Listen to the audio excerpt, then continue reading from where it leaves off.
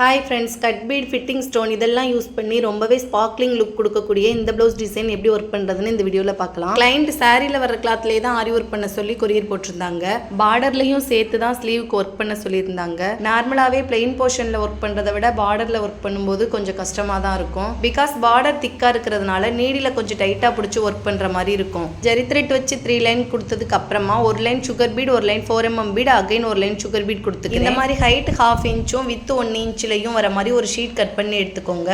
இது நம்மளுக்கு scallop design போடுறதுக்கு ரொம்பவே யூஸ்ஃபுல்லா இருக்கும். இப்போ அந்த 3 லைன் பார்டருக்கு மேல இந்த ஷீட்டை வச்சு அப்படியே கர்வ் போட்டுக்கிறேன். உங்களுக்கு கர்வ் நல்லா வேணும் அப்படின்னா அந்த ஷீட் ஃபுல்லாகவே போட்டுக்கோங்க. எனக்கு மினிமலாக போதுன்றதுனால நான் ஹாஃப் ஷீட் மட்டும் யூஸ் பண்ணியிருக்கேன். இப்போ இந்த கர்வ் ஃபுல்லாக 2 சுகர் பீடாக வச்சு ஸ்டிச் பண்ணிக்கோங்க. கர்வோட எட்ஜில் ஸ்டிச் பண்ணும்போது சுகர் பீட் பக்கத்தில் ஒரு குட்டி லாக் போட்டுட்டு அகைன் டர்ன் பண்ணுங்க. அப்போதான் அந்த ஷார்ப் கரெக்டாக கிடைக்கும். இந்த பார்டர் ஒர்க் எல்லாமே நான் ஆல்ரெடி ஷார்ட்ஸில் அப்லோட் பண்ணியிருக்கேன். ஸோ நான் டீட்டெயிலாக சொல்லலை. வேணுன்றவங்க நான் கீழே டேக் பண்ணுறேன், மறக்காமல் செக் பண்ணி பாருங்கள். இப்போ இந்த ஸ்ட்ரெயிட் லைன் எப்படி போடுறேன்னு பாருங்கள். இதுக்கு எந்த மெஷர்மெண்ட்டுமே தேவையில்லை. இந்த ஒவ்வொரு கர்வோட எட்ஜ் இருக்கு இல்லையா, அதுக்கு நேராக கரெக்டாக ஒரு லைன் போட்டுக்கோங்க. உங்களுக்கு வீடியோ பார்த்தாலே புரியும். ஒவ்வொரு கர்வோட எட்ஜுக்கும் ஒரு லைன், அந்த மாதிரி தான் ஃபுல்லாகவே போட்டுக்கிறேன். இப்போ இந்த மாதிரி ஃபுல்லாகவே லைன் போட்டு எடுத்துக்கோங்க. ஸ்லீவோட சென்டர் லைனில் ஒரு டேப் வச்சுட்டு கீழேருந்து 2 இன்ச்சஸ் மேலேருந்து 2 இன்ச்சஸ் கேப்பில் ஒரு மார்க் பண்ணிக்கோங்க. இப்போ ஒரு ஸ்கேல் எடுத்து அந்த மார்க்கிங்கில் வச்சுட்டு ஒரு லைன் கேப் விட்டு ஒரு மார்க் பண்ணிக்கோங்க. அதே போல் சேம் கீழேயும் ஒரு லைன் விட்டு மார்க் பண்ணிக்கோங்க.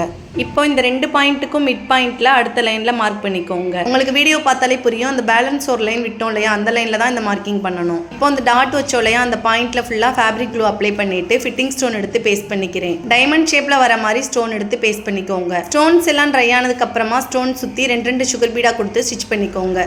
அந்த ஒவ்வொரு கார்னர்லையும் ஸ்டிச் பண்ணும்போது ஒரு குட்டி லாக் போட்டுட்டு ஸ்டிச் பண்ணுங்க. அப்பதான் அந்த டைமண்ட் ஷேப் கரெக்டாக கிடைக்கும். இதே போல எல்லா ஸ்டோனோட அவுட்லைன்லையும் சுகர் பீட் கொடுத்து ஸ்டிச் பண்ணிக்கோங்க.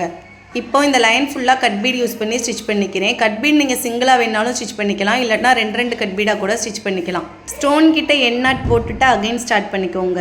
ஒரு ஸ்டோனோட அப்பர் அண்ட் பாட்டம்லையும் white colour pearl bead 4mm size வச்சு ஸ்டிச் பண்ணியிருக்கேன். ஒரு பீட் ஸ்டிச் பண்ணிவிட்டு ஒரு குட்டி செயின் போட்டுட்டு அகைன் ஒரு பீட் ஸ்டிச் பண்ணிக்கோங்க. அதே மாதிரியே ரைட்லையும் லெஃப்ட்லையும் 2 பீடாக ஸ்டிச் பண்ணிக்கோங்க. அவ்வளோதான், ஸ்லீவ் ஃபுல்லாகவே ஃபினிஷ் பண்ணியாச்சு. இதோட ஃபைனல் அவுட்லுக் இப்படி தான் இருக்குது. இந்த டிசைனோட ப்ரைஸ் டீட்டெயில் வேணும்னா கமெண்ட்டில் ஷேர் பண்ணுங்கள். நான் நெக்ஸ்ட் வீடியோவில் கண்டிப்பாக அப்லோட் பண்ணுறேன்.